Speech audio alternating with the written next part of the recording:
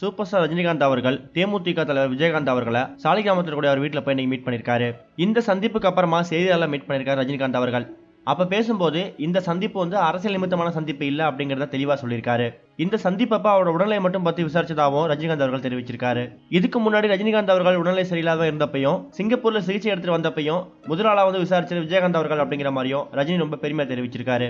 அந்த அடிப்படையில் தான் விஜயகாந்த் அவரோட உடல்நலம் பத்தி விசாரிக்கிறதுக்கு அவர் வீட்டுக்கு வந்ததாகவும் ரஜினி தெரிவிச்சிருக்காரு.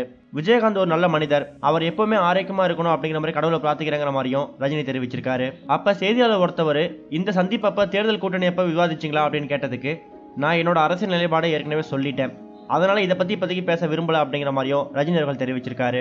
விஜயகாந்த் உடனான சந்திப்புல துளி அளவும் அரசியல் இல்லை அப்படிங்கறத ரஜினி திட்டவட்டமா தெரிவிச்சிருக்காரு. அவரை பார்க்கறதுக்கு ரொம்ப சந்தோஷமாவும் இருக்கு, இப்ப ஆரோக்கியமாவும் இருக்காரு அப்படிங்கிற மாதிரியும் ரஜினிகாந்த் அவர்கள் தெரிவிச்சிருக்காரு. இவர் சொல்றதை வச்சு பார்க்கும்போது கடந்த வாரமே ரஜினி அவர்கள் ஒரு அறிக்கையை வெளியிட்டிருந்தாரு.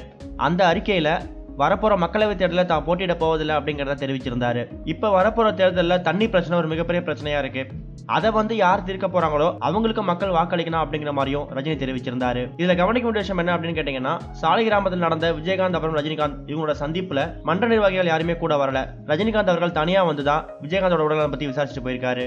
இவர் வீட்டுக்குள்ள போகும்போது தேமுதிகவை சேர்ந்த சுதீஷ் அவர்கள் தான் வரவேற்று கூட்டு போயிருக்காரு.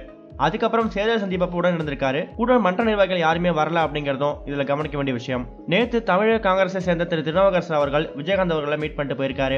இப்ப தேமுதிக தலைவர் விஜயகாந்த் அவர்கள் கூட்டணி பத்தியான ஒரு நிலைப்பாடு இருந்துட்டு வராரு.